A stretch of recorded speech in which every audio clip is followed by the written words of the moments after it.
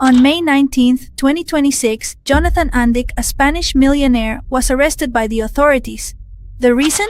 Being the prime suspect in the death of his father, Isaac Andic, a man who had passed away in December 2024, and whose death was initially treated as a terrible accident.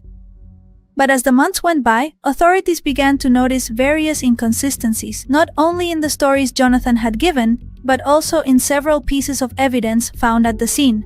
And in the end, all of this led to the man's arrest. In this video, I'm going to tell you the whole story so you have better context on what happened and know where the case stands today. Hi everyone, how are you? My name is Lesma. I hope you're doing great. As always, I'm so happy to be here with you for another day and very grateful that you're watching me from wherever you are. Today we have a case that happened in Spain, that of Isaac Andic. Join me to see all the details.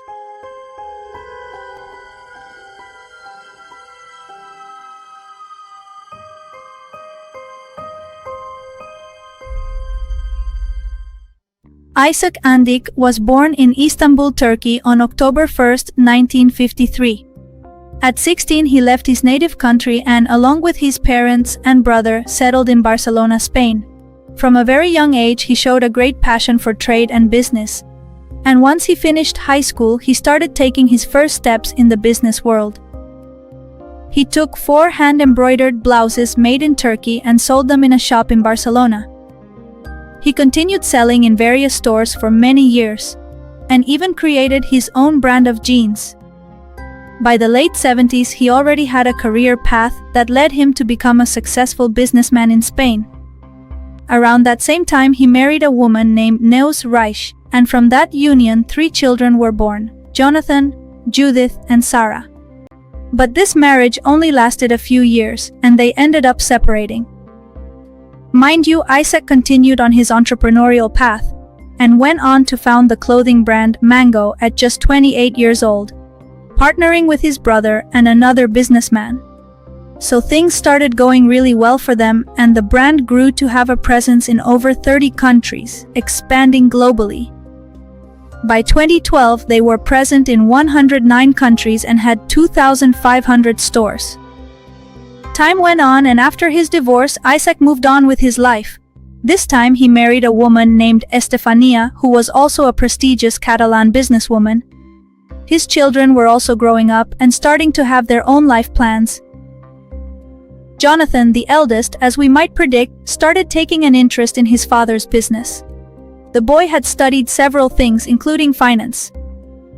So he started getting much more involved in the man's business, specifically in the Mango brand, and coming up with new ideas. It was Jonathan who ventured into menswear for this brand, creating the men's line. And things seemed to be going really well. In the end, Jonathan ended up becoming the natural heir to the empire. And although he held the reins of all the brands for several years, his father had to step back in at one point because he was running the company practically into bankruptcy. It was buried in debt. Even though they kept selling, kept bringing in revenue, and kept opening more stores, it seemed Jonathan wasn't a very good money manager. Mind you, when Isaac took back the reins of the company, Jonathan wasn't fired or kicked out. He continued to play a very important role, making decisions and, well, coming up with more and more ideas that he claimed would lead the company to absolute success. With this background, we arrive at December 14, 2024. Isaac had planned a weekend in Montserrat, a very familiar destination for him since he loved outdoor activities and had hiked the trails on this mountain on several occasions. That time, he went with his son Jonathan. There were already very strange things from the start of the hike, namely that Isaac never went out without his bodyguards. Something that seemed odd to many people that day was that he decided to go alone with Jonathan. But well, in the end, they thought maybe father and son wanted to have a private talk, wanted to spend some time together without people behind them watching or listening, and the two ended up heading off. A few hours later, Jonathan made a call to emergency services. In this first call, he said he believed his father had fallen, When emergency services arrived, Jonathan said he had seen, or thought, or had heard, because in an initial version he didn't specify that he had seen his father. He said he believed he had seen him, that the man had fallen, and he was also in an agitated state, like in a state of shock. Then, right at that moment, in a second statement, let's call it that, he gave a clearer version of events. He said he was walking, his father was behind him, and at some point he heard the sound of rocks. And in one of these versions he even said he had heard a scream, and in another version he also said he had seen his father rolling down the mountain. Either way, he gave authorities the specific spot where Isaac had supposedly fallen, and so, the search efforts began. Jonathan was still in shock and had to be put in an ambulance while all of this was happening. And in the end, after several hours, search teams found Isaac Andik's body and declared him dead, practically on the spot. Everyone thought it had been a tragic accident, but obviously, authorities had to explore more options and investigate a bit further. Mind you, a few weeks later it was determined that the man had indeed died in an accident, and no further investigations were going to be made. Still, some routine procedures remained open, and there were a few things that seemed a bit strange to investigators. For example, there was a footprint at the spot where Isaac had supposedly slipped, which was, let's say, practically proof that the man had indeed slipped there. But when tests were done to verify what position he would have to be in to leave that mark, it was determined that he would have had to step forward twice and backward twice with great force to leave a similar mark. This was already quite strange. On top of that, forensic exams also concluded that the man had fallen as if he had slid down a slide, practically on his back. This explained why he didn't have many injuries on his hands, but it contradicted one of Jonathan's versions. Remember, he had said he saw his father practically spinning down the mountain. So these things were already starting to look a lot stranger to investigators. Before moving on to the next point, I'd like to highlight what Jonathan's last version was. He said he and his father were walking, that at some point along the way his father stopped for a moment to take some photos and that he kept walking, which is why he was a few meters ahead of him. After that, at the spot where the accident supposedly happened, he heard some rocks falling, turned around to see what was going on, and that's when he realized his father had fallen off the cliff. With this version in mind, on March 4th, 2025, the case was reopened. This was due to doubts about whether it really had been an accident or not, and you can't deny it, things were a bit strange. Honestly, when people like this man die, there's also a lot of investigation because there's a lot of money involved. And even if we say there are family ties and that everything is rosy in every family, when there's money, there are always problems. And often it's the heirs who end up taking their parents' lives to inherit faster. There were some messages between Jonathan and Isaac, in which at one point he asked him to give him his inheritance while he was still alive. Isaac was described as a person obsessed with money, and on top of that, it was also said that in these messages he made it clear he was very upset with his father's philanthropic foundation, since he was going to leave, let's say, part of his fortune to this foundation when he died. Jonathan's defense said these had all been misinterpreted messages, but in the end, these and other clues were enough to reopen the investigation. Another clue that was very important in reopening the investigation was the fact that it was determined Jonathan had visited that trail 4 times in the days leading up to going there with his father. Just days before this family vacation they took, Jonathan had gone to hike that trail. A very strange thing because he didn't actually enjoy doing these activities, and for him to go 4 days in a row was just too bizarre. On top of that, the man had also lost the phone he was using at the time. He said he had supposedly made a quick trip to a Latin American country and that his phone had been stolen there, so he had to replace it. All of this was way too convenient for him, since it couldn't be proven exactly where that phone had been, what route it had taken, or if he had photos or videos from that moment. Also, let's remember that in his last version, he said his father had taken some photos during the hike. When Isaac's phone was checked, it was determined that he hadn't done this. And here Jonathan changed his story again, saying that indeed his father hadn't used the phone and that he had simply gotten confused. There was another thing that also caused the investigation to be reopened, and that is that everyone who knew Isaac knew he was in excellent health, in very good physical shape for his age, and on top of that, he was an avid hiker. He went out walking almost all the time, did mountain routes, and they found it very strange that he would have fallen in a place that seemed practically for beginners. It was a trail you could easily walk and didn't need prior experience for. Something quite strange that made many people wonder. While the path was uneven, it wasn't particularly extreme. Besides that, there was another thing too, and that is that Jonathan, although he did call emergency services, didn't do it at the moment Isaac supposedly fell.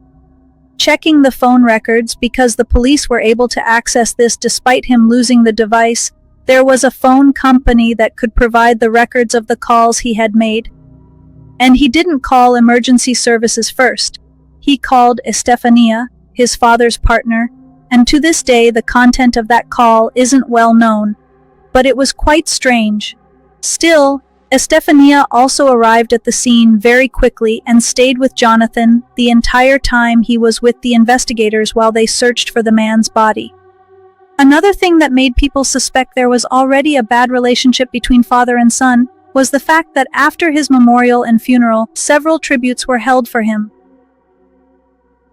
As I already mentioned, he was highly recognized in the business community in Barcelona and Spain, which is why a few days after his funeral, he was awarded a posthumous medal called the Gold Medal for his contribution to the business development of Catalonia. However, none of his family members attended the event. This was in February 2025, and the absence of both Jonathan and Estefania raised eyebrows among many attendees.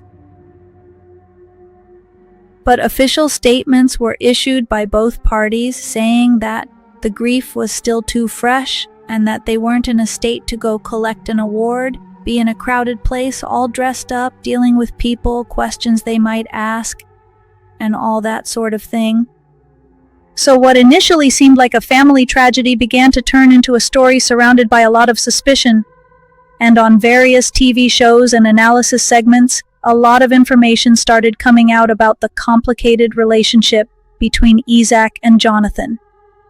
As we already know, Jonathan had nearly bankrupted the company, they had money issues, and many people started putting forward the hypothesis that this guy had killed his father specifically for that. For money, wanting to take over the company, and because the man didn't want to give him his inheritance while alive. But so far, these are all hypotheses. There are indeed many experts, not just Jonathan's defense, who say that the prosecution, the accusation, has no concrete proof of this, no proof that he took Isaac's life. There's no DNA, no camera footage, no video, nothing that actually shows he pushed his father. It's simply circumstantial evidence, but it's circumstantial evidence that at the end of the day really adds up. There are other things that I personally think Jonathan, specifically in his statements, might have overlooked or gotten confused about without being guilty. For example, they asked him where they had parked the vehicle they were in that day, and he gave 2 or 3 different locations. In that regard, I do think anyone can make a mistake. You can forget where you parked the car, especially after your father supposedly fell off a cliff. That kind of thing, well, maybe he really doesn't remember it well, but all the rest are very strange, especially all the versions he has of how he saw his father falling. First he said he did see him fall, then that he didn't, first that he heard the rocks, then that he heard the rocks and a scream, then just a scream. He really had a lot of versions for that, and that might be the biggest inconsistency. And another thing, for me, we have to emphasize that he went to the location several days before. It wasn't 1 day before, it wasn't 2, it was 4 times in the days prior to going with his father. Very strange. Like I said, if he lived nearby and liked hiking, well, at the end of the day, fine, he can go wherever he wants to hike. But the fact that he drove his vehicle all the way there and was scouting the area, well, that's very strange. It looks practically like he was setting up a plan. On top of that, it's also believed that he was the one who convinced his father not to bring bodyguards. And well, the situation here is getting a bit strange. Still, either way, after being arrested, Jonathan was giving statements for several hours. And although he was remanded in custody, he was able to avoid it by paying a bail of 1 million euros, which he paid immediately. Mind you, the judge imposed restrictive measures on him, such as confiscating his passport and banning him from leaving Spain under any circumstances while this investigation is ongoing. So far, that's where the case of Isaac and Jonathan stands. For now, the man is a suspect in taking his father's life. There's a lot of evidence against him, though many people say it's just circumstantial and stronger proof is needed. His defense keeps maintaining his innocence, and that he can prove he didn't need or wasn't after his father's money. And besides that he didn't hate the foundation as was claimed at one point, because the foundation is still running to this day, and this guy is still running the company and supposedly, according to his defense, doing a great job. So far, that's the information available. Any new developments in the case, I'll be bringing them to you. And well, guys and girls, that's it for today's video. A very shocking case, as I always say, which is still under investigation, but well, in the end, this type of case where the heir kills the father or mother to get their hands on the money faster, to get the money quicker, has been seen in many cases. And practically since the accident happened, it's also been said that Jonathan pushed Isaac to get the whole inheritance. There are many really strange things in the case that for many might just remain that, strange things. For many, they are clues. If you ask me personally, I think there are indeed many clues that it wasn't an accident.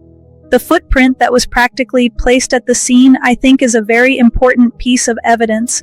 The fact that forensics had to make the footprint twice hard forward and twice hard backward to get it exactly like the one they found at the scene, well, that suggests that if it had been a slip or a fall, as was said, that footprint wouldn't have been left there. For me, also something very important, the fact that Jonathan went to the place several times. It seemed like he was inspecting it and they already had problems. So, well, we'll see how this all ends. Leave me your comments. Do you think this guy is guilty or innocent? I'll be reading them. If you found this video informative, remember to leave a like. Remember to subscribe if you haven't. I update 3 or 4 times a week, and if you're subscribed, you'll get a notification every time I upload a video. Now, see you in the next case. Bye.